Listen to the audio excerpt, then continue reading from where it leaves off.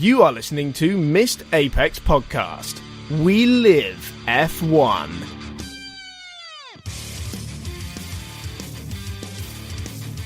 Welcome to Missed Apex Podcast, brought to you by Daytona, the UK's premier kart racing venues. Today's episode is called Why Oh Why Did We Record on Bonfire Night? This week we are taking a look at F1 news and whether or not Formula One needs constant overhaul and revision. I am your host, Chris Rainbow Sparkle Stevens, and I am joined by Matt T-Rampit. What's going on, Matt? You and Spanners become ever more indistinguishable with that moniker. Very nicely done. Oh, please do not say that. That is absolutely horrific to hear. First of all, before we get started, I must apologize if you can hear fireworks in the background. We are recording on Bonfire Night. I don't know whose silly idea that was. So hopefully you that doesn't come across in the recording. But if it does, then I'll apologize. Let's move on. I'll tell you that we are an independent podcast hosted by MissedApexPodcast.com. We aim to bring you a race review before your Monday morning commute. We might be wrong, but we're first. This show is safe for work. We are keeping it clean here so that you can play this with the kids in the background or at work. Matt, what do you say we bring on some guests? I love that idea. First up, we have Alex Jeansy Van Gene. How's it going, man? I am going very good, mate. How are you? I am looking forward to tonight. We'll have some conversation about news for once. I normally do the racy stuff, but this will be interesting. Yes, well, I mean, you've actually brought an opinion to the table, which we're going to... So. Yes, and we're going to be talking about that in great detail a little bit later on. Up first, though, we have Alex Goldschmidt. How's it going? Evening, Chris. Evening, Matt. Evening, Jeansy. Evening, everybody. Yeah, good to be back on. Yeah, absolutely. We're glad to have you back on. Right, let's get straight into the news. Big Dirty News.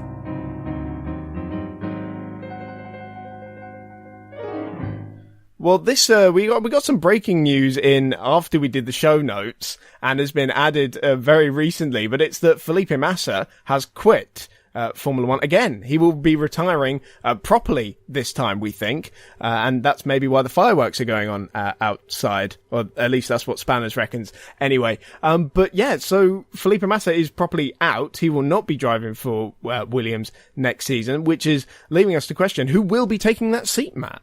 Well, of course, you know, I have long been on the Kubica hype train, so I would love to see that happen. And it does make a certain amount of sense if one looks at the needs Williams will have in the upcoming season, which will be they'll need someone who's a very good development driver. As anyone following the course of the past 3 seasons will see, their development has been, shall we say, haphazard at best, or possibly non-existent.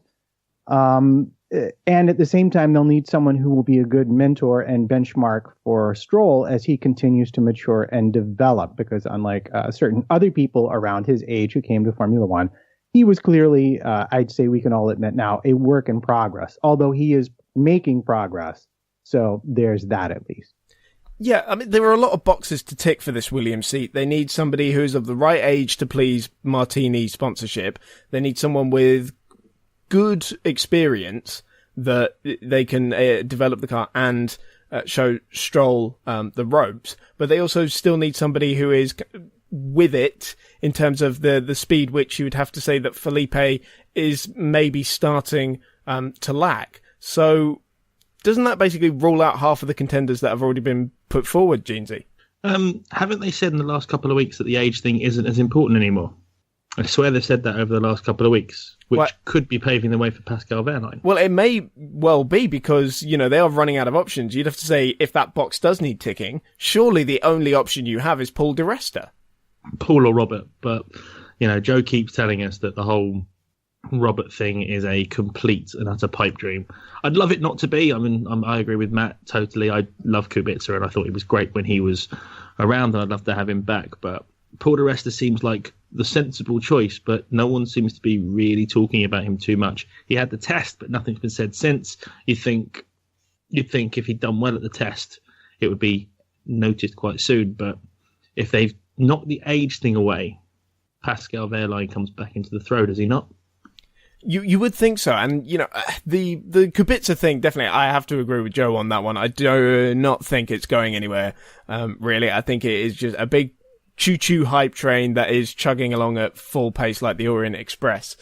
Sorry to crush your dreams there, Matt. As much as I would love it, again, I know it's going to be a very popular thing with the fans, and it's an amazing story if it would happen, but I just can't really see it happening. So, of course, you got Verlaine in there, but Danny Kvyat has come up as a possible one, and you'd have to say he'd definitely have the motivation. He'd probably want to, show Red Bull one after being dropped. Do you think Red Bull want to get him in so that someone else can drop him again so that Max can win more races? Well, Max Verstappen can only win races when Kvyat gets dropped. That is a fact. So definitely, Red Bull might almost pay Williams to take him. But I don't know if anyone else has any other thoughts on contenders, maybe people we haven't talked about as much. I think really in terms of Verlaine, he looks to be more of he's had running with Sauber, he's had running with Manor. The thing is, you've also got to remember he's a Mercedes junior, and who currently supplies Williams power units? Mercedes. So I think you could say Di Resta. And Di Resta came back and substituted for Massa for was it Hungary, if I remember correctly, and managed to find time. I mean, he's been with Mercedes since his DTM days. He's also, he's been in Formula One with Force India when they were still powered by Mercedes as well. So I think it's going to be a choice of either Di Resta or Verlaine. And if I was Toto Wolff, I think I might go for the person that's got either a bit more experience, or you want a young charger that you want to mould to potentially go into Mercedes at a later date. Isn't Pascal also one of Toto's golden boys as well, along the same ilk as Bottas? Ocon, yeah. Ocon and, when you think about it, both drivers actually graduated into Formula One through Formula 3, both powered by Mercedes by engines. And also, considering the fact that Verlaine hasn't gotten further than I would have thought in the last 3 seasons, having won the DTM Championship back in 2015. Then you get Ocon, who goes in for half a season and comes through and starts whipping Verlaine like it's going out of fashion in only half a season of Formula One, which was quite impressive. And also his demeanour. He's a very nice guy as well, Esteban, and that's why he got the Force India drive as well, let's not forget. Yeah, that was a big separator, was I think his attitude and maturity. And that was why he got the Force India shot, and he has made the most of it. But it could be lesson learned for Verlaine, and he is fast, and he was very competitive in DTM.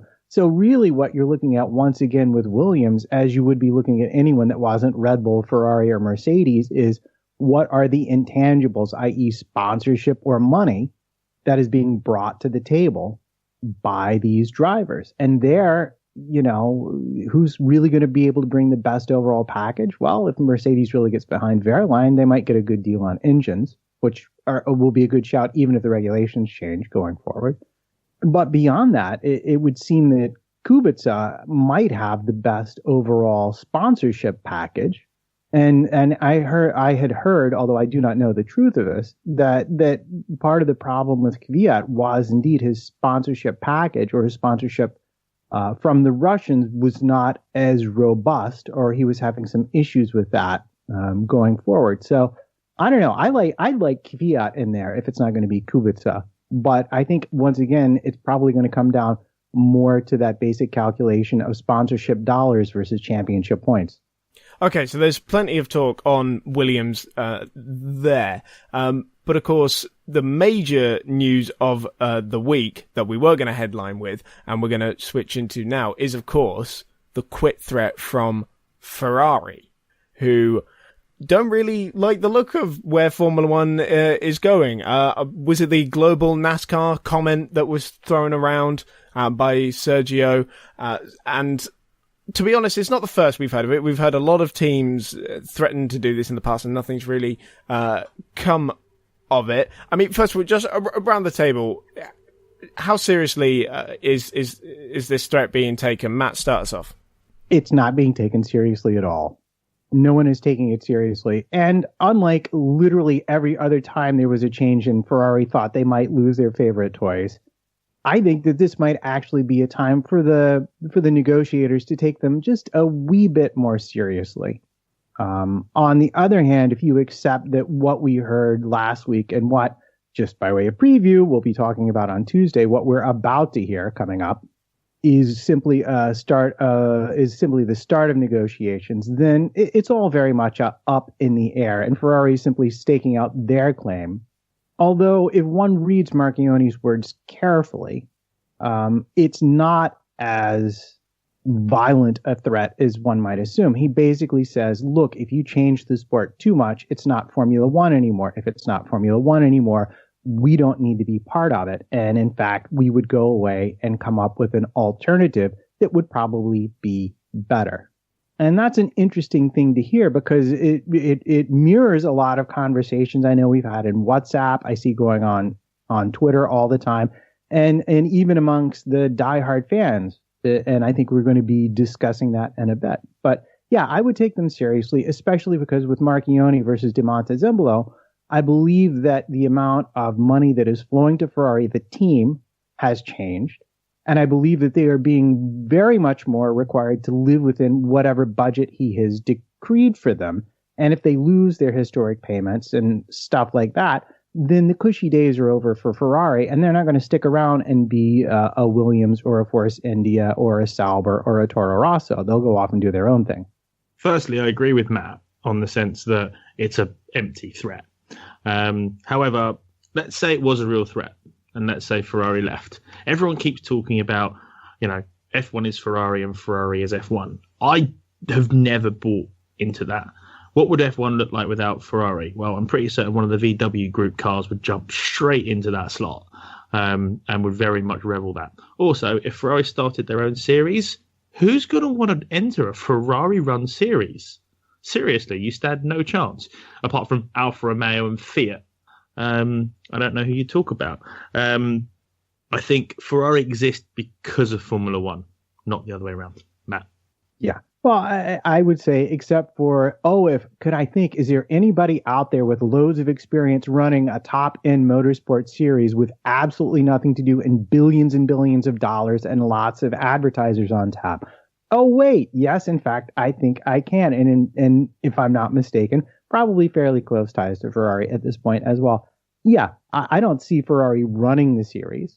I would see somebody like Eccleston running the series. And at that point, were such a thing to become a reality, you would have a proper challenger, and it would depend on the budgets and what's allowed. If the manufacturers are not going to get what they need once the current negotiations are ended and everything is set, then yeah, they absolutely would try and find another series in which they could compete to get what they feel they need in terms of their marketing. But would Bernie Eccleston be allowed to set up a competitor series to Formula One? I mean, surely that was part of the Liberty deal. And, technically he is still an employee of Formula One. I would assume by the time the new regulations come into play, whatever non-compete clause he might have had would probably have hit its sunset, as it were. But then, it all depends on what's in the contract, wasn't it? If it's just something that lapses, or whether they've said you can never set up a competitor to Formula One. And you have to ask the question as well, would it be as successful as Formula One? Because I don't necessarily think it would. He's also 87 years old. Seriously, the guy's not got much longer left. With all the ways things have been going with other celebrities at the moment, he's got a couple of years left on his calendar, and that's about it. I don't see Bernie getting involved in that, if I'm honest.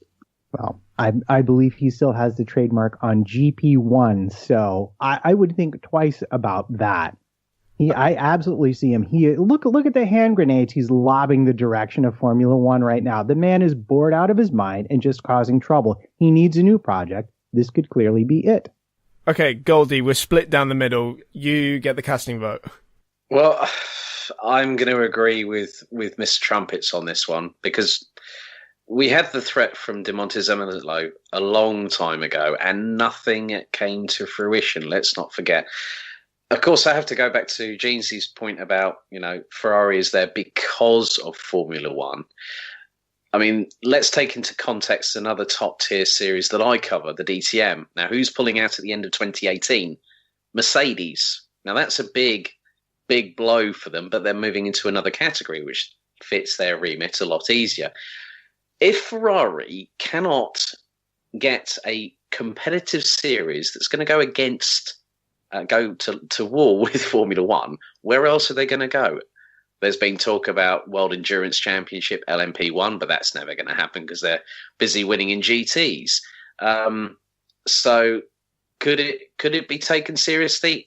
I'd take it with a pinch of salt, but Marchionne is from the automotive world. And when you think about it, a lot of the budgets from these teams are coming from road car sales. Gone are the days, I think, in some respects, race on Sunday, sell on Monday. Formula One isn't about road car technology, let's say. They're trying to bring it into context, but let's think about the fact that these big manufacturers, Mercedes, Ferrari, are bringing a lot of coin to their profit margins, but also they're not using all of it into their motorsport program. So I'm sure that Ferrari could find a home outside of Formula One if they decided to quit, but it's dependent on if they do go with a competing series, could it fall flat on its face? Do they decide to go into World Endurance in the LMP1s, which are being more spec orientated a bit more now, with the 2020 regulations set for them to come in? It's difficult to say, but I'm not going to take Marchionne's threat as a joke, because I think if he, as Matt was saying, them losing the historic payments could be a big blow to budgets. And when they're already trying to cut, they've been trying for years to cost cap Formula One. Could the 2021 regulations be that point where they actually do something about it and say, guys, you need to stick to it? Well, who knows? Well, Matt, what are Ferrari's list of demands, as it were? Are we needing a Formula One that's more spec or with less spec parts? What are they after out of this? Well, it's not entirely clear because much like the folks from Liberty, they're not exactly setting out bullet points of exactly what they need to stay in the sport. But I'd say in terms of engines, they view the proposed engine regulations as a step backwards. And I think in terms of the increasing number of spec parts, they also view that as a step backwards. And Marchionne's point was at a certain level, you don't have Formula One anymore. In other words, what it is that makes Formula One disappears from the brand if we make it to NASCAR. If there's too much regulation of the engines, if there's too much regulation of the parts, it becomes expensive IndyCar. And we could just go race IndyCar for $10 million a year, not $150 million a year. So there's no advantage to being in Formula One at that point. It's like the old joke, you buy the antique rocking chair and then the legs fall off, so you replace the legs, and then the arms fall off, you replace the arms, and the back falls off, you replace the back, and then the seat breaks, you replace the seat. You don't really have an antique rocking chair anymore. If you change too much about the sport, you have something that is no longer Formula One. And the interesting argument, and the thing that will never be properly settled, is where exactly is that line? Probably different for each manufacturer. Okay, so that brings up an interesting question then, is that, how much specification can we get before Formula One loses its soul almost? Because as I'm sure you probably talked about in your Trumpets time earlier this week, where you were talking about the engine regulations, these are very much just a proposal at the moment. There's nothing really concrete. So how much further do we adapt to that? If we use kind of what's on the table at the moment as a baseline, is that a good place to start, or should there be more specification, less specification? What can we get away with? Well, that's an interesting question. I'd say in terms of chassis, there's probably some spec stuff that you can add without changing it. You need to have enough room for the designers to design their own unique intellectual property and content, and for the manufacturers to feel like it's their team and not somebody else's. In terms of the engines, yeah, I do believe, again, where they are right now is developing brand new engines, basically, based on the 1.6 liter architecture. And that is something we talked about sort of extensively on the Tech Time show with Summers. But what's making the manufacturers unhappy about it is dropping the MGU-H and going to the larger KERS. There's some practical problems with it that we haven't seen a resolution of yet, that you could just look at and say, well, okay, it's going to make things heavier and you're going to have less power. And so how are the cars going to go faster? these are all sort of practical issues, but one assumes the engineers will have worked out that solution, and we just don't know what it is yet. But I think the manufacturers have spent a lot of time and money developing this MGUK, MGUH, ICE symbiotic relationship, and it's become a technological hallmark of the series. I mean, they've achieved 50% thermal efficiency. It's unheard of in an internal combustion engine, the amount of efficiency and power that they're getting. And I don't think they are keen to go to something that is less technologically advanced when they're trying to sell more technologically advanced road cars. I think they sort of see this as a problem. And also, they don't want to spend the development budget over the last 2 years of the series and then have to compete with someone who's only developing a single engine for 2021, given the amount of money that they've invested into the sport will have been over the last 6 years, and even more for when they were in the V8s that preceded this specification. The question I want to ask, when you talk about all the changes and stuff that Formula One needs to make, is F1 really that broken?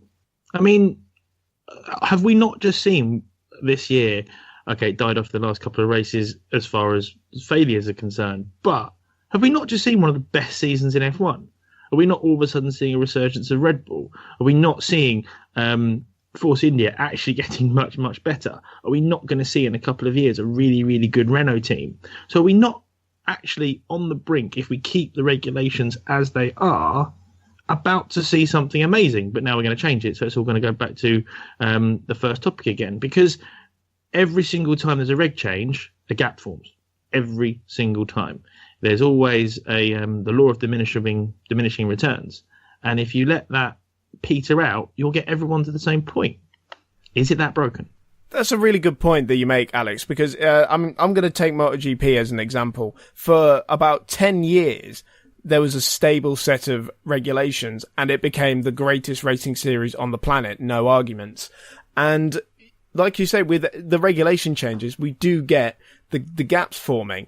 And this year, it's come to, at the end of the season, you've got the top three teams and quite a significant gap to the rest of the field.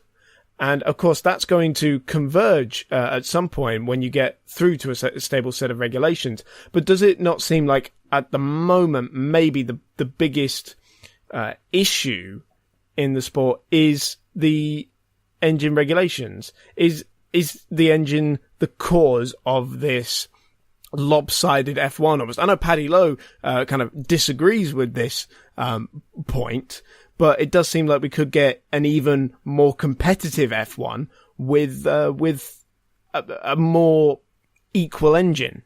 Well, surely they've got to adjust again. We're getting to a point where, listen, Merck did an amazing. Everyone seems to think that the engine regs weren't good. It's not the engine regs weren't good. It's just Merck did a phenomenally better job than any other manufacturer in the field, and it put them so far ahead. But there's not that big a gap now between Ferrari and Merck, and I think if it was left the same, they'd usurp that next year. And Renault are even getting closer. I mean, look how fast the Red Bulls have been in the last few races. Look how much better that Renault is looking. Give it another couple of years, which obviously it's not going to get, and all of a sudden you'd have three engines the same, just like the end of the V8 era. Right. So just to be clear, you're going to tell me that Formula One isn't broken because the top three teams are finally competitive with each other after 3 years under the current regulations. And I couldn't disagree. In terms of the power units, especially, we have seen convergence. Renault is thereabouts. Even Honda, bless them, has made progress this year and not burning so many things down and blowing them up, which that's just a reference to your current national holiday, by the way. But where there exists a real problem is between the top three teams and everybody else. And I think that was a Paddy Lowe comment that you were referencing earlier. And there is an issue. And the equation, basically, they're saying right now is about $50 million per second of lap time. And the spread between the spend at Mercedes, Red Bull, and Ferrari versus, say, that at Force India is too large to allow any effective competition except for amongst the top three teams and then all the rest of the teams. And so we effectively have now a tiered competition And I think the real argument, and again, this will be something that we'll see going forward, my friend Jeansy, will be how do you reduce that gap so that teams from the midfield are closer in terms of performance and actually have a chance at competing for podiums? Because if there's anything that's broken about Formula One right now, I think that's an agreement with Paddy Lowe. I think that's really what it is. You've been watching F1 a lot longer than I have. So answer me this question. When has there ever been more than 3 or 4 teams continuously battling at the top throughout the course of a couple of seasons in Formula One? I think you're underestimating my point. I'm not saying that there should be more than 3 or 4 teams battling at any one time. My point is, at this point, given the spread in budgets, it's always the exact same 3 teams. So there's no way, as good as Force India is, and I'd say on a point per dollar basis, they should be winning the championship right now. Force India will never finish anywhere near a podium if both Red Bulls, both Ferraris, and both Mercedes finish a race without crashing into each other or catching on fire. It's just not going to happen. 7th is the best they're going to be able to do. And that's because of the inherent difference that the extra 250 million or so of budget has bought the 3 teams at the top. By the same token, they complain about how much money they have to spend to be there. So this to me is the low-hanging fruit, not the engines, which have almost equalized. And let's not forget the cost has come down from 20 million a season down to about 12 now. The longer we don't muck about with the engines, presumably the cheaper they will be, especially if we go back and freeze them as we did at the end of the V8 era. The cost will continue to drop. Okay, I really wanted to stay away from the cost caps in this episode because I know that you, Matt, and Spanners are going to be talking about this with former Lotus boss Matthew Carter in quite some detail on Tuesday. So we will let's wrap up the cost capping talk there and definitely go and check that out. It should be a fantastic episode. But definitely in terms of the convergence, you know, what we've ended up having though is a big aerodynamic shakeup in the middle of an engine shakeup. So, and we haven't seen really anything about chassis and aero for 2021 when the new engines come in. So is the most likely scenario then we just end up with a bit of simpler aero and maybe they start allowing the teams to get and create downforce in other ways so that we can maybe, you know, reduce this gap to the front for a more consistent basis. All I want to see is them get rid of front wings. If front wings go, the whole series completely changes in regard to aero and driving and racing, or dependence on the front wing. What was it, 2009? We had that automatically adjustable front wing. That was a great idea. Why wasn't that expanded on? In 2010, you were allowed to adjust the front wing from inside the concept because it was inside the cockpit, because it was designed as an overtaking aid. Originally, it failed as an overtaking aid, and that's why they got rid of it. But it was a neat idea. I think, yeah, definitely something that is something that should be brought back. And the tragedy of that was from the overtaking working group that actually Paddy Lowe was part of, and I forget the other 2 people, but they did not fully institute the recommendations they had drawn up, and I think. Or at least one hopes that perhaps there will be a similar group that institutes similar recommendations. The most intriguing thing to me about the spec parts is, I know we're trying to get off of this, would be the developing a chassis where you could swap engines out. I think the Series and Liberty have identified the cost of redeveloping the car when you change engine manufacturers as being perhaps an issue. And I think that is one area of the car they might be looking to standardize more. And if you standardize the power unit enough, then you can standardize that as well. And then you don't have this issue of we have to make our engine decision by the end of July so that next year's car will be ready. Since you had asked that question, I just wanted to get back and answer it. No, I mean, that's great. And definitely the swappability of engines is something that is quite a relevant thing at the moment because McLaren are having to do a little bit of work now to fit the Renault unit for next season. And didn't they say that cost them like 2 months worth of development or something? Yeah, at least, because when the back end of the car changes, everything attached to the back end of the car changes. The floor, the wing, it's a messy process, and you have to think about it well in advance. Okay, well, does anyone have any final thoughts on where we're at? Two-tier formula. Is Formula One broken? Let's answer the question. Is Formula One broken?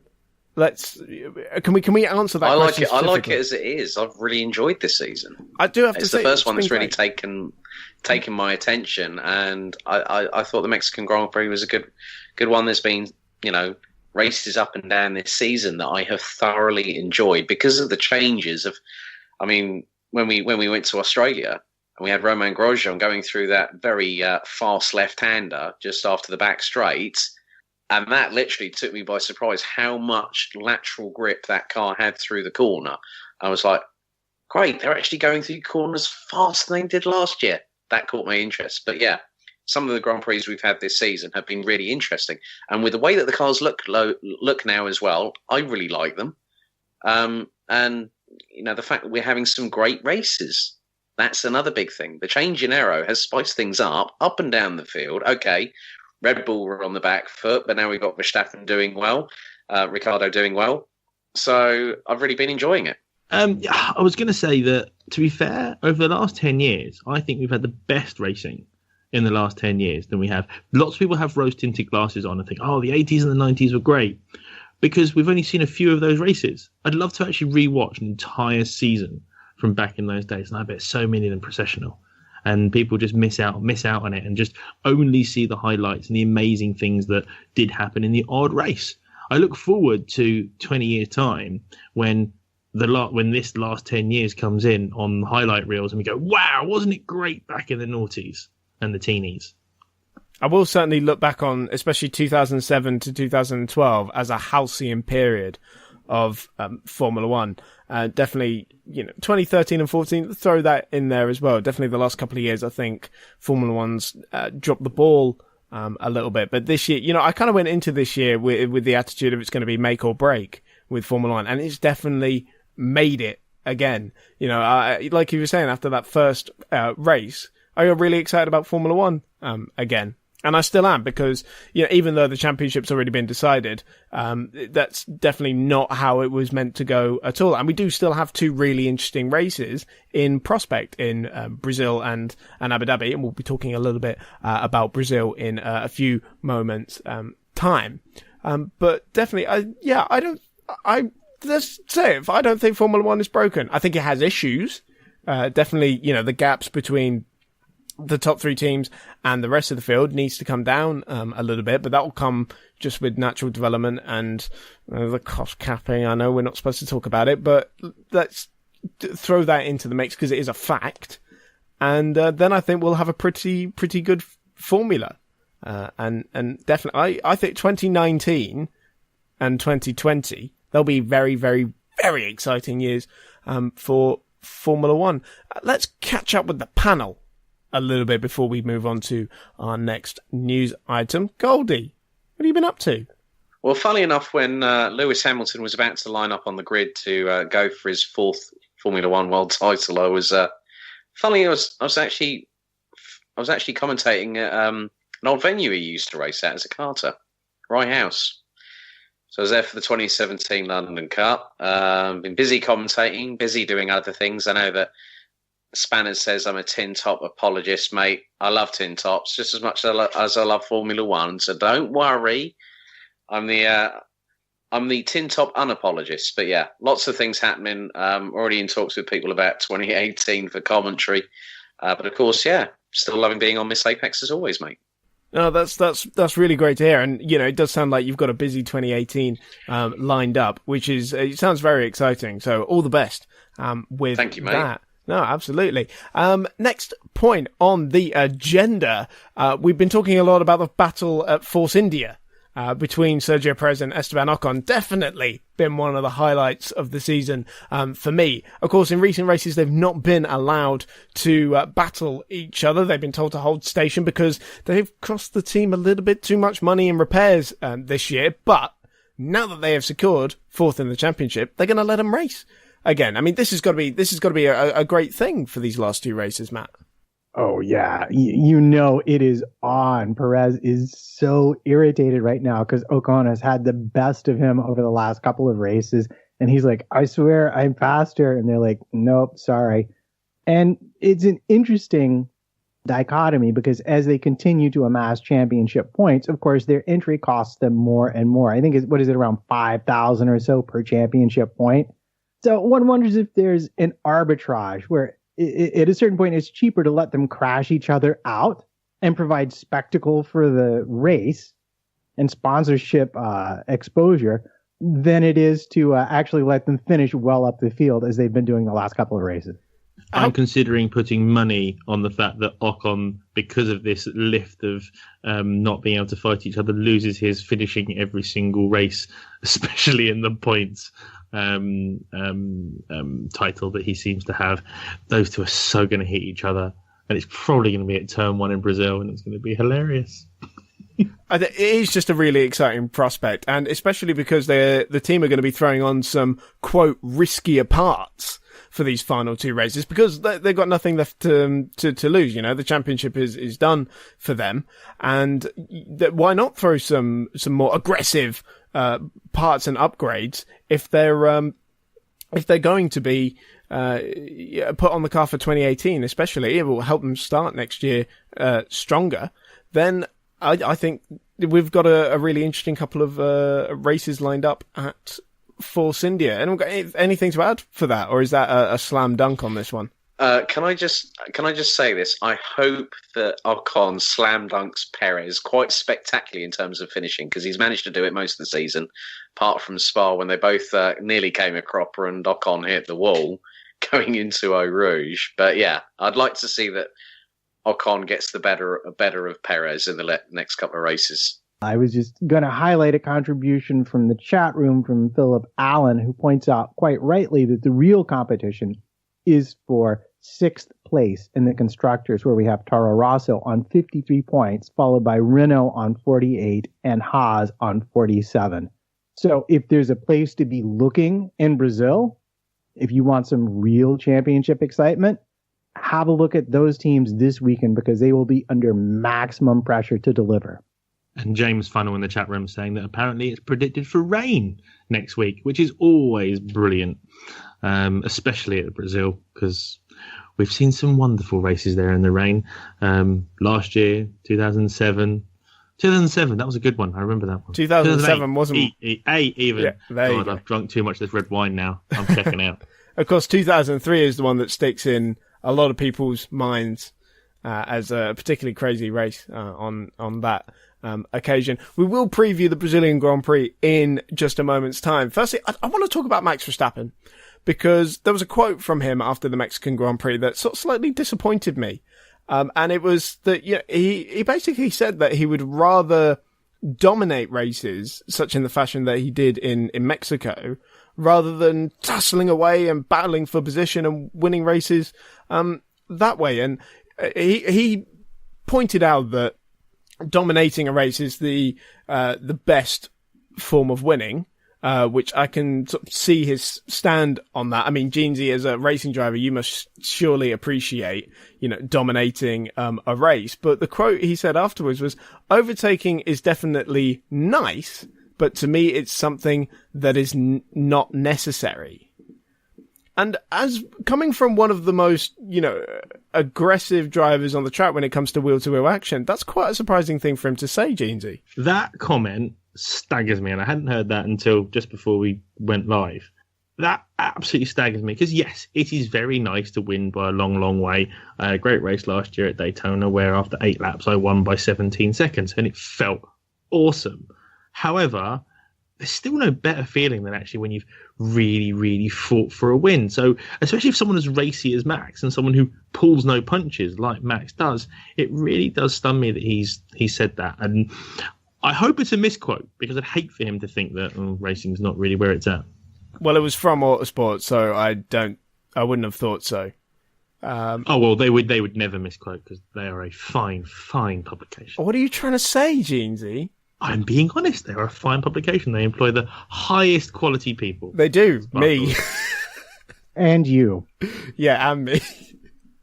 Oh, dear. But, I mean, just answer me this, Jeansy. Would you rather win Bahrain 2014 or Mexico 2017?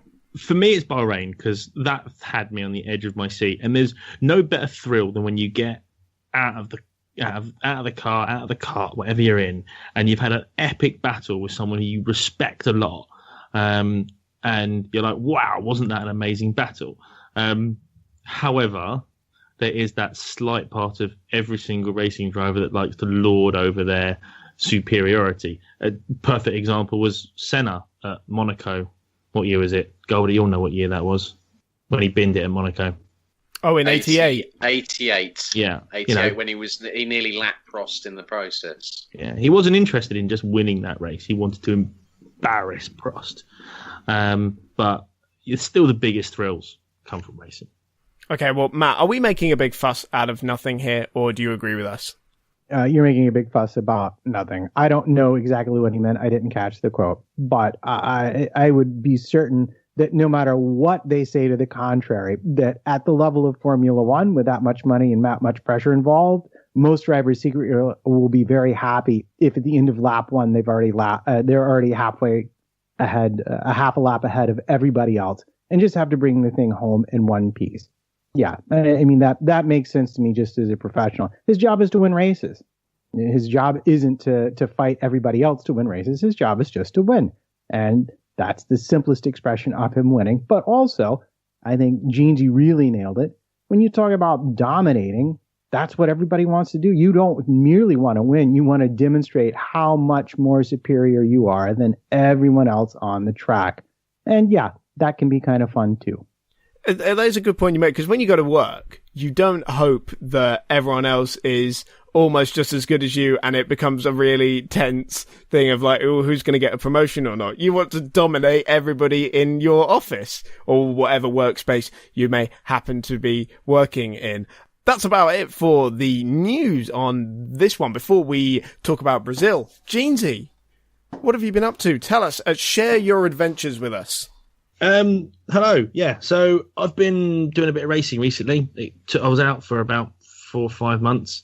I've been doing the last 4 rounds of the Covkart series, and considering that this round is sponsored by Daytona, the next round of Covkart is at Daytona and Milton Keynes, my favourite circuit. And I've just been looking at my calendar and realised it clashes with something family related, which is causing me some stress. You know what you've got to do, Jeansy. Ditch the family. It's later in the afternoon, so I might be able to get my races done and get out of there. It's only 3 races, so I should be all right. But yeah, literally figured that out as I was preparing for the podcast, so I haven't even spoken to the wife about that. Anyway, but no, I'm having a good season, to be fair. In the 4 races, I say season, I'm having a good few races in the 4 races I've done. In the 4 races I've done at the heavyweights, I'm 6th highest scorer in the last 4 rounds.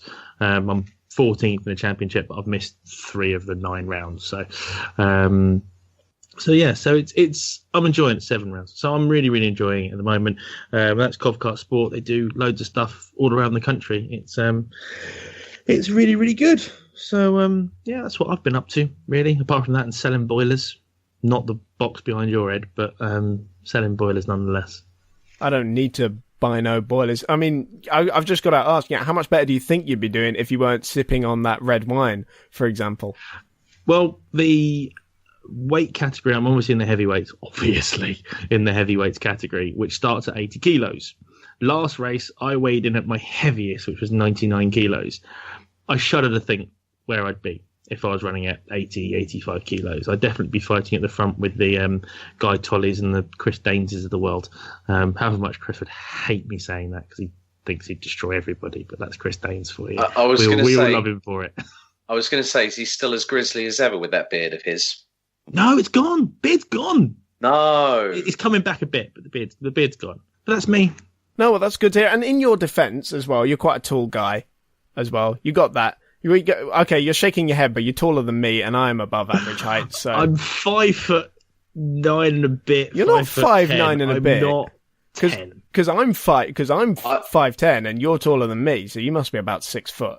Someone's He's not much lying tall. to you. No, he is not much. I can guarantee this because Jeansy and I met at BRKC earlier on this year, and he's just a fraction above me. I'm 5'8". I'm not that tall. I haven't even got that excuse. I'm no DC or JB.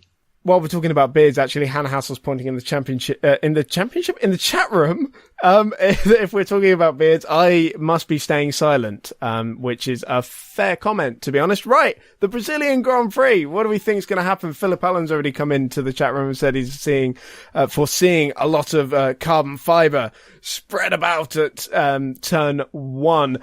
Matt, kick us off. Mercedes or Ferrari or Red Bull even? Who's going to be the quicker team there?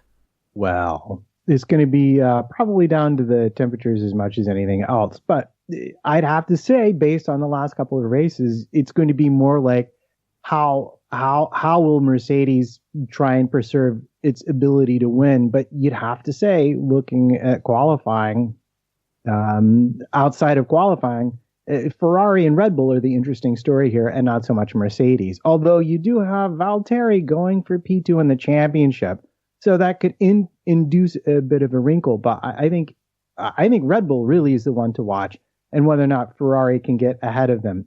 Because we're looking at another high altitude track, aren't we? And that certainly helped the Renault-powered cars in terms of performance, as has been kind of tradition in the turbo hybrid era. It's whether they can match the reliability, which they very much admitted they got wrong in Mexico, and that's why they had so many failures and issues with the Toro Rossos and the Renaults, and of course on Daniel Ricciardo's car as well. And of course the chat room has already jumped in there and said that we're expecting some rain on Saturday, which could spice things up a bit. Surely that's going to be a real mix-up for the grid. I think a lot of people would back Hamilton for pole position in that case as well, and certainly not Ferrari, given their performances at Monza in the wet qualifying. Yeah, no, I think you'd have to absolutely say that in light of a wet qualifying, the positions on Sunday would be Lewis Hamilton defending vigorously from attacking Vettel and Verstappen, and probably Ricciardo as well from behind. And boy, what a sight that would be. And all the while trying to get Valtteri into position 2 in the World Championship for the drivers. Yeah, Spanners has asked in the chat room. He has joined us now just as a chat room lurker. But he has asked, and there are quite a few opinions coming in about whether or not Lewis might help Valtteri to second in the championship. Of course, he's not going to give up a win for Valtteri, but might he just deliberately back up a little bit if Vettel were behind him to put some wake in Vettel's way? I think Lewis learned his lesson from letting letting Nico get his feet under the table at the end of 2016, and getting him a run onto winning the title. So I think Lewis will want to win every single race. He's also got Schumacher's 91 wins in his sights now. It's well achievable in the next 5 years for him if he stays 5 years, which I think he could do. I think it's well achievable for him to match Schumi. Such a bizarre thing, isn't it? I mean, you see these records being built, especially one like Schumacher's, which, you look at for the second most wins in Formula One, and it's way, way off what Schumacher did. And you look at it and you think that's never going to get beaten, and all of a sudden we are looking at Lewis Hamilton potentially beating that record. Of course, I suppose that depends what Ferrari, Red Bull, throw McLaren and Renault in there for good measure, what they have to offer over the next 5 or 6 years until Lewis retires. But Matt, I know you mentioned the battle for 6th in the championship, Renault and Toro Rosso. Surely between the two of them, you'd say that Renault is the one with the advantage based on recent performances. I'd say Renault is the one with the advantage based on recent acquisitions, that specifically of Carlos Sainz. I mean, wow, what a difference he's made to the team. And imagine if both he and Hülkenberg finished the same race, which, by the way, I would also tip is the other driver's battle to watch if they can both get into the race and properly go at it. Finally, oh, how I've been waiting for that to happen. Who do you think would come out on top in that scenario? I have to go with Carlos Sainz just because I use number 55 as well. Oh, do you? I'm still waiting for somebody to use number 38 in Formula One. Why? Because that's my number. Enjoy the wait. It's the one I use when I'm playing racing games anyway. Jeansy, were you trying to get in there? No, I'm just laughing. Because I've seen you race. Actually, when you talk about the whole wins thing, Lewis is on 62. If he stays for 5 years, actually, forget that. Could you see in the next 5 years Lewis winning between 5 and 6 races a year? Definitely. That seems achievable. 5.8 races every single year for the next 5 years, and he equals Schumacher. I see that as achievable. Definitely. It depends if Lewis wants to stick around for those 5 years. I don't know about you guys, but I've heard rumours for left and right all saying very, very different things, that Lewis wants to stay for a really long time. Other people say that he doesn't want he wants to basically get out at the end of next year, maybe even when his contract expires. Just some of the things you end up hearing is really, really interesting. And I'm almost kind of picturing what Formula One without Lewis Hamilton would be like, because that is an odd prospect. If Max wasn't up and coming, I could see him retiring in the next couple of years. I think he wants to put young whippersnapper Max Verstappen in his place. There's definitely been some words toing and froing between the Red Bull duo and Lewis, especially some of the ones I've been seeing on Autosport, which is that, you know, Verstappen, he can come in and beat Lewis, and that he'll have to raise his game. Maybe Lewis does want to put them in their place, or, you know, I think personally, and I think you guys will probably back me up on this, is that a Verstappen-Hamilton battle, throw Vettel and maybe even throw an Alonso in there for good measure as well. How amazing would that be? That would be Nirvana. That would stop everybody moaning about F1.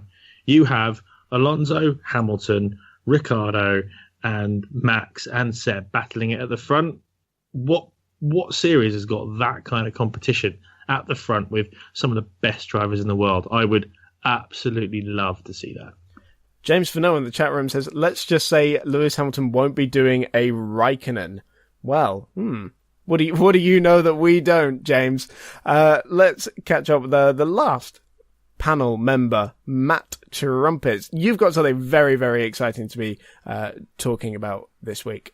Yes, I do. I know I've been flogging the album Nightscapes that I'm planning to do, and we finally have a live page on Indiegogo. That means if you are hearing me now, you can go directly to Indiegogo, search up Nightscapes, and give me as much money as you can possibly afford to make my album. You can give me little, you can give me lots, I don't really care, but it's very exciting and vaguely terrifying to have the thing actually in operation now, because it means that I have to, of course, follow through and make an actual album, which is its own particular nightmare. And I believe we also have to mention that everybody needs to follow Missed Apex, or is it Spanners Ready? Who do they need to follow, Chris? Well, I was just getting onto that. Is that Spanners has asked me for a plug on his Twitter at Spanners Ready, so that he, and this is his words, not mine, so that he can feel like a hashtag superstar or whatever. So yeah, can I just add another hashtag to this for your benefit, of course, Spanners? Hashtag delusions of grandeur, my friend. Oh yes, absolutely. Basically, because you're not here, mate. You're not here. Yeah, how do you expect to be getting followers if you're not even going to bother turning up for the show? Of course, while you're on Twitter, do go and follow at Missed Apex F1 on Twitter as well for all the information on live streams for all the upcoming shows. And we do have a lot of upcoming shows. But before I talk about what's coming up this week, Matt Trumpets, tell us what is Comment of the week. All right, well, I'm scrolling back through, and I think Philip Allen at the top of the show with, here's me thinking Honda have been celebrating bonfires all year. Robin Van Dyke, sponsorship dollars really an issue when they already have Stroll? And then, I'm afraid, lots of personal insults for our host. Hannah Hassel, that's true, at Chris Stevens, face fuzz must go. And James Fennell, face furniture removed or no entry. I think they're talking about the Slack group. And then, I believe, If we're talking beards, Stevens must say silent. And then finally, our very own Missed Apex podcast, I think in referring to your race number, his waist size. Ouch, that hurts. That is, hey, there's Jeansy is the one we're making weight jokes about, not me here. That's cruel. And the face furniture will be staying. I can guarantee you that, just because you all hate it so much. And I like annoying you all. Right, Matt, which of those got comment of the week? Yes, well, I think I'm going to have to go with Philip Allen. Here's me thinking Honda have been celebrating bonfires all year for his very topical reference. Well done, mate. That is... Comment of the week. Do stay tuned on our feed for Inside F1 with Joe Sayward on Monday. And as we mentioned earlier, former Lotus boss Matthew Carter is going to be talking to Trumpets and Spanners on Tuesday. Keep an eye out for Tech Time with Matthew Summerfield as usual. And of course, our Brazilian Grand Prix race review on Sunday. Until then, just remember that while wounds may heal, chicks don't necessarily dig scars, and glory only lasts for about 5 minutes. This was Missed Apex Podcast.